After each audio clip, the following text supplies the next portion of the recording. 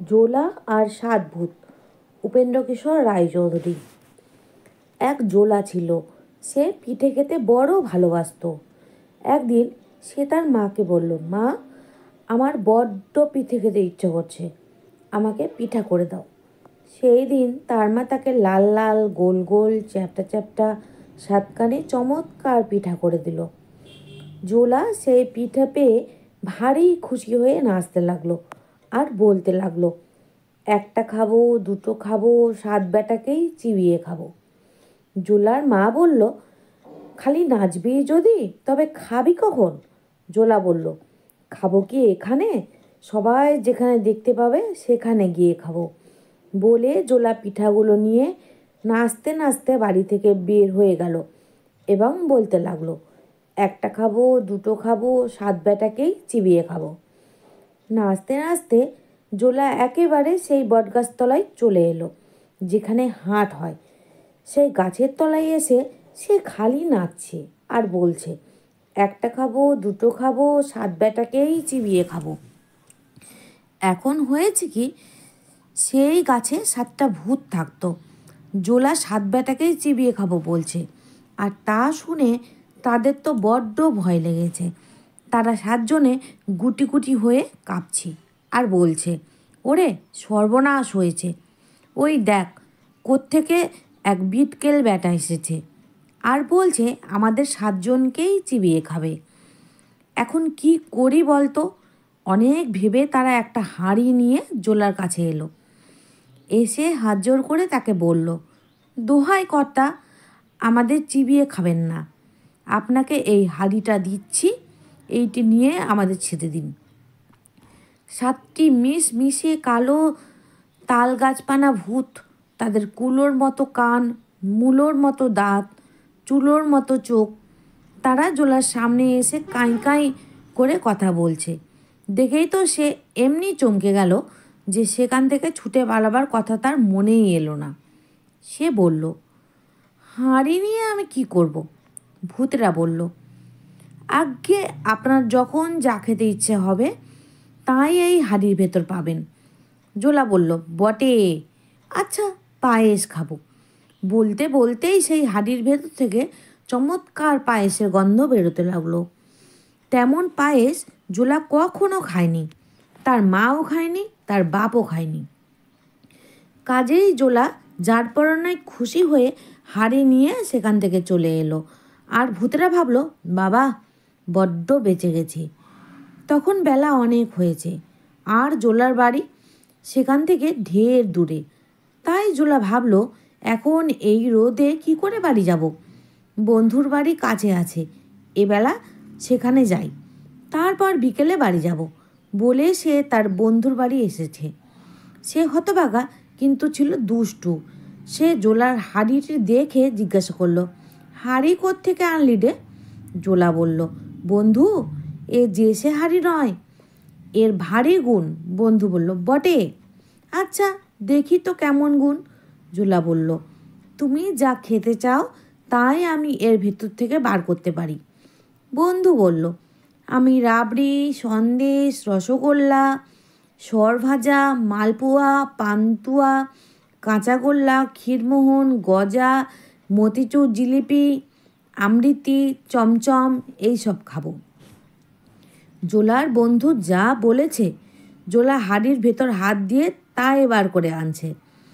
এসব দেখে তার বন্ধু ভাবলো যে এই জিনিসটা চুরি না করলে হচ্ছে না। তখন জোলাকে কতই আদর করতে লাগলো। পাখা এনে তাকে হাওয়া করলো, গামছা দিয়ে তার মুখ মুছিয়ে দিল আর বলল, আহা ভাই, তোমার কি কষ্টই হয়েছে, গা দিয়ে ঘাম বয়ে পড়ছে, একটু ঘুমাবে ভাই, বিছানা করে দেব। সত্যি সত্যি জোলার তখন খুব ঘুম পেয়েছিল। কাজেই সে বলল, আচ্ছা বিছানা করে দাও। তখন তার বন্ধু বিছানা করে তাকে ঘুম পাড়িয়ে তার হাঁড়িটি বদলে তার জায়গায় ঠিক তেমনি ধরনের আর একটা হাঁড়ি রেখে দিল। জোলা তার কিছুই জানে না। সে বিকেলে ঘুম থেকে উঠে বাড়ি চলে এসেছে আর তার মাকে বলছে, দেখো মা, কি চমৎকার একটা হাঁড়ি এনেছি, তুমি কি খাবে মা?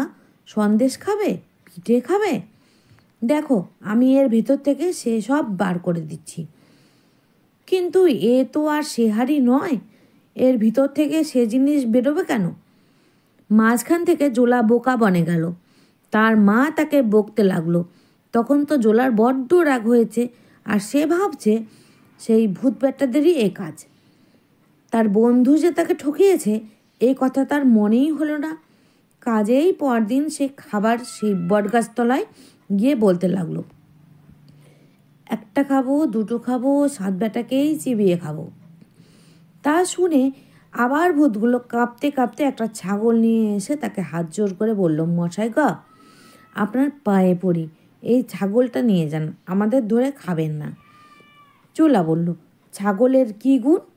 ভূতরা বলল, ওকে সুড়সুড়ি দিলে ও হাসে, আর ও মুখ দিয়ে খালি মোহর পড়ে।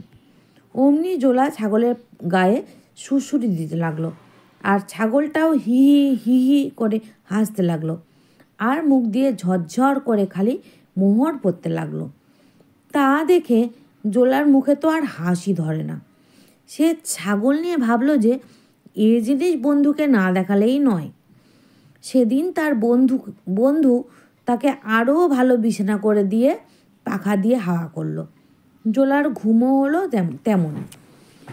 সেদিন আর সন্ধ্যার আগে তার ঘুম ভাঙল না। তার বন্ধু তো এর মধ্যে কখন তার ছাগল চুরি করে তার জায়গায় আর একটা ছাগল রেখে দিয়েছে। সন্ধ্যার পর জোলা তাড়াতাড়ি ঘুম থেকে উঠিয়ে তার বন্ধুর সেই ছাগলটা নিয়ে বাড়ি এলো। এসে দেখলো যে তার মা তার দেরি দেখে ভারী চটে আছে। তা দেখে সে বলল, রাগ আর করতে হবে না মা, আমার ছাগলের গুণ দেখলে তুমি খুশি হয়ে নাচবে। বলেই সে ছাগলের বগলে আঙুল দিয়ে কাতু কুতু কুতু কুতু। ছাগল কিন্তু তাতে হাসলো না, আর তার মুখ দিয়ে মোহরও বেরোলো না। জোলা আবার তাকে সুড়সুড়ি দিয়ে বলল, কাতু কুতু কুতু কুতু, কুতু কুতু কুতু কুতু। তখন সেই ছাগল রেগে গিয়ে শিং বাগিয়ে তার নাকে অমনি বিষম গুঁতো মারল যে সে চিত হয়ে পড়ে চাচাতে লাগলো, আর তার নাক দিয়ে রক্তও পড়ল, প্রায় 3 পোয়া। তার ওপর আবার তার মা তাকে এমন বকুনি দিল যে তেমন বকুনি সে আর খায়নি। তাতে জোলার রাগ হলো যে সে আর কি বলবো। সে আবার সেই বটগাছ তলায় গিয়ে চেঁচাতে লাগলো, বলতে লাগলো, একটা খাবো, দুটো খাবো, 7 বেটাকেই চিবিয়ে খাবো। বেটারা আমাকে 2বার ফাঁকে দিয়েছিস, ছাগল দিয়ে আমার নাক থেতলা করে দিয়েছিস, আজ আর তোদের ছাড়ছি নে। ভূতেরা তাতে ভারী আশ্চর্য হয়ে বলল, সে কি মশাই, আমরা কি করে আপনাকে ফাঁকি দিলুম, আর ছাগল দিয়েই বা কি করে আপনার নাক থেতলা করলুম? জোলা তার নাক দেখিয়ে বলল, এই দেখো না, গুঁতো মেরে সে আমার কি দশা করেছে, তোদের সব কটাকে চিবিয়ে খাবো। ভূতেরা বলল, সে কখনো আমাদের ছাগল নয়। আপনি কি এখান থেকে সোজাসুজি বাড়ি গিয়েছিলেন? জোলা বলল, না, আগে বন্ধুর ওখানে গিয়েছিলাম, সেখানে খানিক ঘুমিয়ে তারপর বাড়ি গিয়েছিলাম। ভূতেরা বলল, আপনি যখন ঘুমোচ্ছিলেন সেই সময় আপনার বন্ধু আপনার ছাগল চুরি করেছে। কথা শুনেই জোলা সব বুঝতে পারল। সে বলল, ঠিক ঠিক, সে বেটাই আমার হাড়ি চুরি করেছে। এখন কি হবে? ভূতেরা তখন এক গাছি লাঠি দিয়ে বলল, এই লাঠি আপনার হাড়িও এনে দিবে, ছাগলও এনে দিবে। ওকে শুধু একটিবার আপনার বন্ধুর কাছে নিয়ে বলবেন, লাঠি লাগতো, তাহলে দেখবেন কি মজা হবে। লাখ লোক ছুটে এলেও এ লাঠির সঙ্গে পারবে না। লাঠি তাদের সকলকে পিটিয়ে ঠিক করে দেবে। জোলা তখন সেই লাঠিটি বগলে করে তার বন্ধুর কাছে গিয়ে বলল, বন্ধু, একটা মজা দেখবে? বন্ধু তো ভেবেছে না জানি কি মজা হবে। তারপর যখন জোলা বলল লাঠি লাগতো, তখন সে এমনই মজা দেখলো যেমন তার জন্মে আর কখনো সে দেখেনি। লাঠি তাকে পিটিয়ে পিটিয়ে তার মাথা থেকে পা অবধি চামড়া তুলে ফেললো। সে ছুটে পালালো, লাঠি তার সঙ্গে সঙ্গে গিয়ে তাকে পিটোতে পিটোতে ফিরিয়ে নিয়ে এলো। তখন সে কাঁদতে কাঁদতে হাত জোর করে বলল, তোর পায়ে পড়ি ভাই, তোর হাড়ি নে, তোর ছাগল নে, আমাকে ছেড়ে দে। জোলা বলল, আগে ছাগল আর হাড়ি আন, তবে তোকে ছাড়ব। কাজেই বন্ধুমশাই আর কি করেন, সেই পিটুনি খেতে খেতেই হাঁড়ি আর ছাগল এনে হাজির করলেন। জোলা হাঁড়ি হাতে নিয়ে বলল, সন্দেশ আসুক তো। অমনি হাঁড়ি সন্দেশে ভরে গেল। ছাগলকে সুড়সুড়ি দিতে না দিতেই সে হো হো করে হেসে ফেলল, আর তার মুখ দিয়ে 400টা মোহর বেরিয়ে পড়ল। তখন সে তার লাঠি, হাঁড়ি আর ছাগল নিয়ে বাড়ি চলে গেল। এখন আর জোলা গরিব নেই, সে বড় মানুষ হয়ে গেছে। তার বাড়ি, তার গাড়ি, হাতি, ঘোড়া, খাওয়া পড়া, চাল চলন, লোকজন সব রাজার মতন। দেশের রাজা তাকে যার পর নয় খাতির করেন, তাকে জিজ্ঞাসা না করে কোনো ভারী কাজে হাত দেন না। এর মধ্যে একদিন হয়েছে কি, আর কোন দেশের এক রাজা 1000 লোকজন নিয়ে এসে সেই দেশ লুটতে লাগলো। রাজা সিপাহীদের মেরে খোঁড়া করে দিয়েছে। এখন রাজার বাড়ি লুটে কখন তাকে ধরে নিয়ে যাবে তার ঠিক নেই। রাজামশাই তাড়াতাড়ি জোলাকে ডাকিয়ে বলল, ভাই, এখন কি করি বলতো? বেঁধেই ও নেবে দেখছি। জোলা বলল, আপনার কোনো ভয় নেই, আপনি চুপ করে ঘরে বসে থাকুন, আমি সব ঠিক করে দিচ্ছি। বলেই সে তার লাঠিটি বগলে করে রাজার সিংহদরজার বাইরে গিয়ে চুপ করে বসে রইল। বিদেশি রাজা লুটতে লুটতে সেই দিকেই আসছে। তার সিপাই আর হাতি ঘোড়ার গোলমালে কানে তালা লাগছে। ধুলোয় আকাশ ছেয়ে গিয়েছে। জোলা খালি চেয়ে দেখছে, কিছু বলে না। বিদেশি রাজা পাহাড়ের মতন এক হাতি চড়ে সকলের আগে আগে আসছে আর ভাবছে সব লুটে নেবে। আর জোলা চুপ করে দাঁড়িয়ে আছে আর ভাবছে আর একটু কাছে এলেই হয়। তারপর তারা যেই কাছে এসেছে অমনি জোলা তার লাঠিকে বলল, লাঠি লাগতো, আর যাবে কোথায়? তখন এক লাঠি লাখ লাখ হয়ে রাজা আর তার হাতি ঘোড়া সকলের ঘাড়ে গিয়ে পড়ল। আর পিটুনি যে কেমন দিল যারা সে পিটুনি খেয়েছিল তারাই বলতে পারে। পিটুনি খেয়ে রাজা চেঁচাতে চেঁচাতে বলল, আর না বাবা, আমাদের ঘাট হয়েছে, এখন ছেড়ে দাও, আমরা দেশে চলে যাই।